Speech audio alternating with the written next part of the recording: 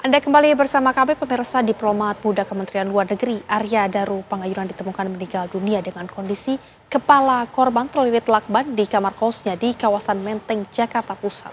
Hingga kini kepastian penyebab kematian korban masih belum terungkap.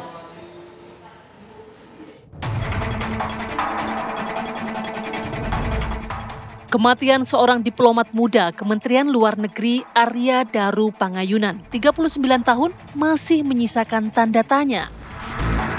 Kepingan peristiwa sebelum Arya Daru ditemukan meninggal dunia dalam kondisi kepala terlilit lakban pada 8 Juli lalu di kamar kosnya di kawasan Menteng, Jakarta Pusat, kini bermunculan. Pihak kepolisian terus berupaya mengungkap sejumlah fakta dan temuan baru terkait perkembangan penyelidikan kasus tersebut. Meskipun misteri telepon genggam milik korban yang hilang hingga kini masih belum terpecahkan, namun polisi telah mengamankan rekaman kamera pengawas dari 20 titik termasuk 3 tempat krusial, yaitu tempat kos, pusat perbelanjaan, dan tempat kerja. Kemarin pihak kepolisian telah melakukan gelar perkara di Gedung Rektorat Reserse Kriminal Umum. Gelar perkara yang dilangsungkan secara tertutup tersebut menghadirkan sejumlah saksi ahli psikologi forensik, ahli cyber, ahli bedah, dan ahli toksikologi.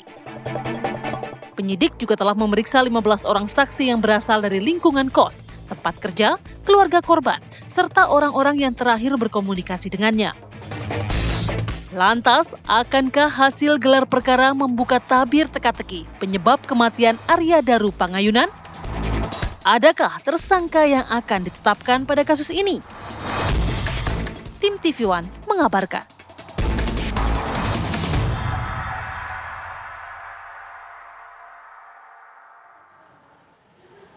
Diplomat muda Kementerian Luar Negeri Arya Daru Pangayunan ditemukan meninggal dunia dengan kondisi kepala korban terlilit lakban di kamar kosnya di kawasan Menteng, Jakarta Pusat.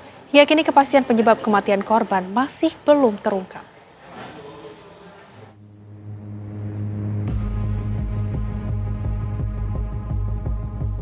Kematian seorang diplomat muda Kementerian Luar Negeri, Arya Daru Pangayunan, masih menyisakan tanda tanya.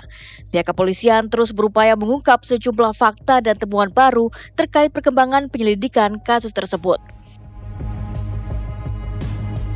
Itu kan ada 3 tempat ya, mulai dari kos, kemudian ada rooftop, kemudian sebelumnya di GI ya, dan di masing-masing tempat itu kan ada fakta-fakta yang kemudian dirangkai lah, kemudian juga ada alat buktinya apa gitu, tunjuknya apa dan lain sebagainya gitu. Nah, jadi ini menjadi penting supaya dalam menilai bagaimana peristiwa ini gitu ya, peristiwa ini menunjukkan apa gitu. Saya kira biar fakta-fakta yang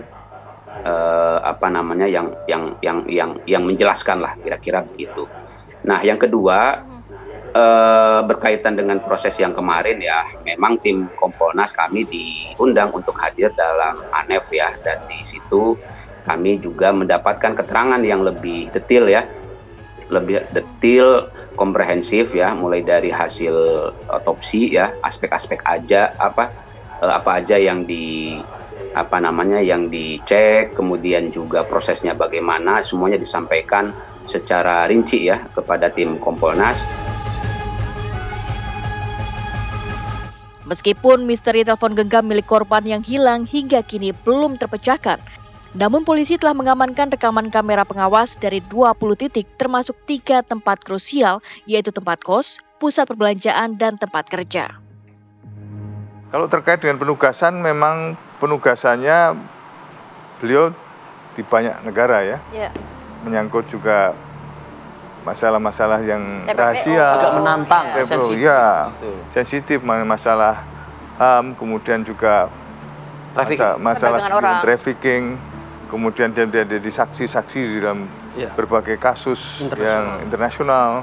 Tentu ini akan berhadapan juga dengan organized crime yang tentu saja itu ada pihak-pihak yang tentu merasa terganggu ataupun tapi semuanya perlu pembuktian. Kemudian kepada siapa yang bersangkutan ketemu terakhir. Di rooftop kan dia membawa sesuatu, baliknya tidak membawa. Iya, ditinggal. Diserahkan ke siapa, dan ini kan pasti ada apa namanya hubungan-hubungan. Sampai ponsel hilang itu kan berarti tidak hilang sendiri. Hilang tanpa sebab kan tidak mungkin. Pasti ada upaya untuk memang menghilangkan atau memang tidak ingin itu mencuat. Demikian juga isi-isi dari laptop yang bisa melekat. Kemudian dia balik dan tidak membawa apa-apa, kemudian pertemuan dengan 2 orang asing sebelumnya, ini kan perlu dijejak juga.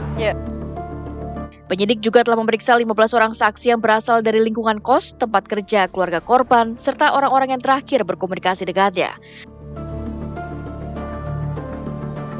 Kita melihat volume percakapannya, sebenarnya ya volume percakapannya sebenarnya cukup tinggi di produksi narasi. Ada 9.000 lebih hanya dalam waktu beberapa hari gitu, 9.000 lebih. Akan tetapi kalau kita lihat interaksinya yang hanya mencapai 294 juta, itu sebenarnya rendah dibandingkan kalau kita membahas isu-isu lainnya. Artinya netizen lebih banyak yang berkomentar, lebih banyak yang menyampaikan pendapatnya dibandingkan dia mengakui, mengamplifikasi, menyetujui pendapat-pendapat, biasanya pendapat ahli, pendapat aktivis dan sebagainya. Jadi di sini netizen bergerak sebagai penyelidik mungkin atau sebagai intelijen gitu kan.